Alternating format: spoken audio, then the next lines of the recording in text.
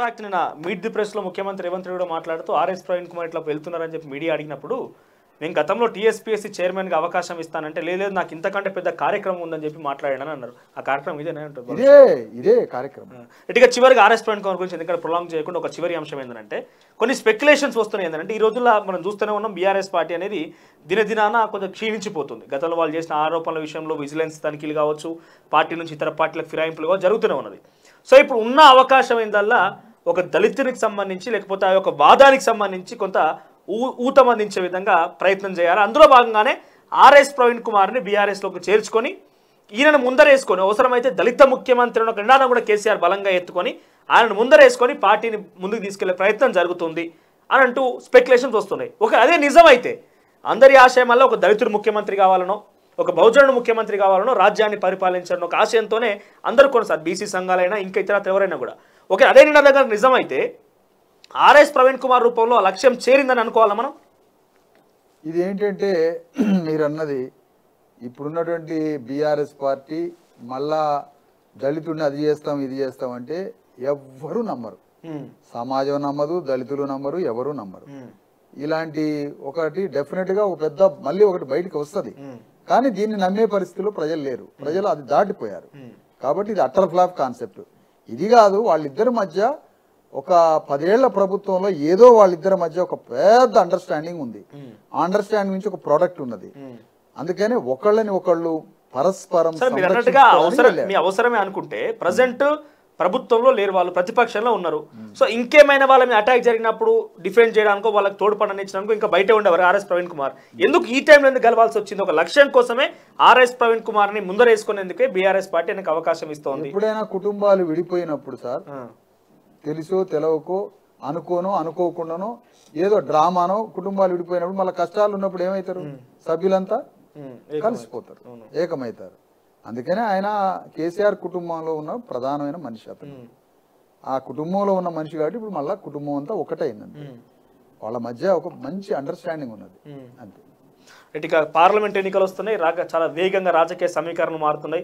గతంలో మీరు అన్నట్టుగా 101 స్థానంలోకి ధర్మ సమాజ్ పార్టీ పోటీ చేసింది.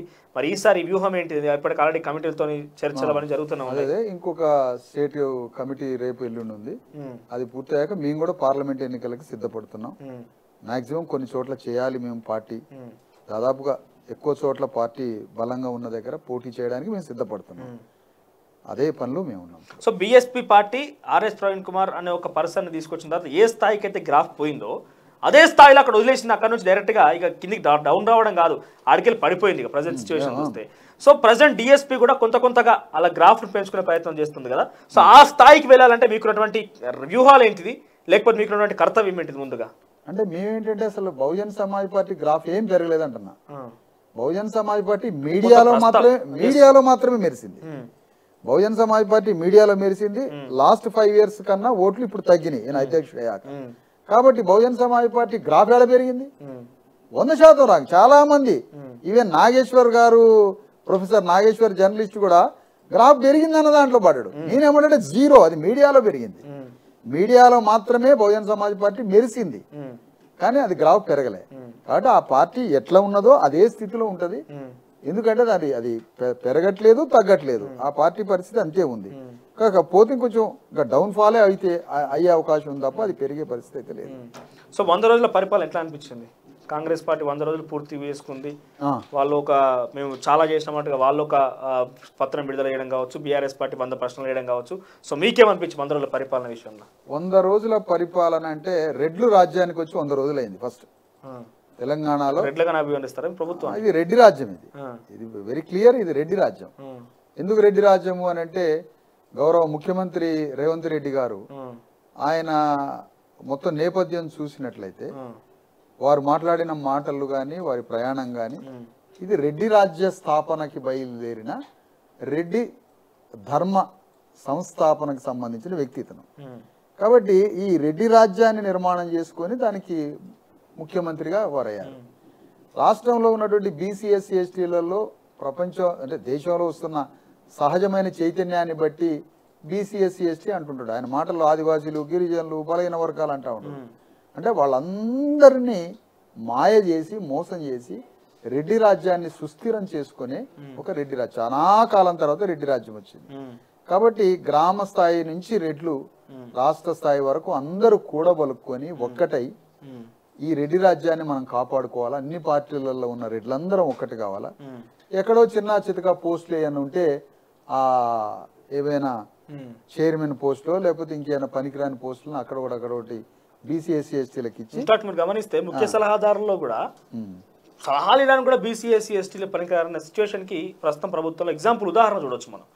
వేం నరేందర్ రెడ్డి, మొన్న వచ్చిన జితేందర్ రెడ్డి, హర్కార్ వేణుగోపాల్ అందరు కూడా ఇక్కడ బీసీలు కనబడట్లే, ఎస్సీ ఎస్టీలు కనబడట్లే. సలహాలు ఇచ్చే సిచ్యువేషన్ కూడా బీసీ ఎస్సీ ఎస్టీలు అన్నట్టుగా కథం మనం చూస్తా ఉన్నాం ప్రజెంట్ సిచ్యువేషన్.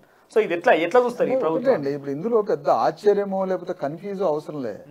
తెలంగాణలో చాలా కాలం తర్వాత ఒక రెడ్డి రాజ్యం వచ్చింది. దానికి అన్ని పార్టీలో ఉన్న రెడ్లంతా ఒకటే దాన్ని కాపాడుకుంటున్నారు. కాబట్టి వాళ్ళు క్లియర్ గా ఇది మా రెడ్ల గవర్నమెంట్ అని చెప్పుకుంటారు కదా, ఒక ఇండైరెక్ట్ లాంగ్వేజ్. కాబట్టి ఇక్కడ ఏ బీసీ ఎస్సీ ఎస్టీలకి ఏమి ఉండదు, అవకాశం ఏమి ఉండదు. ఇప్పుడు ఆయన మీద ఎదురుగా మళ్ళీ ఒక అభిముఖం కూడా ఒక రెడ్డే బయలుదేరుతాడు. అందులో నుంచి ఎవరైనా కౌంటర్ గా బయలుదేరినా మళ్ళీ ఒక రెడ్డి గారే బయలుదేరుతారు. కాబట్టి ఇది రెడ్ల రాజ్యం. ఆ రెడ్ల రాజ్యం పైకి వచ్చి మాట్లాడుతున్నది ఏమని అంటే తెలంగాణలో పునర్నిర్మాణం అని అంటుంది. తెలంగాణ పునర్నిర్మాణం అంటే తెలంగాణలో ధ్వంసం అయిపోయినటువంటి తెలంగాణ మానవుణ్ణి పునర్నిర్మాణం చేయడం అని అర్థం. తెలంగాణ పునర్నిర్మాణం మట్టిని కాదుగా నిర్మాణం చేసేది, తెలంగాణ మానవుణ్ణి పునర్నిర్మాణం చేయాలి.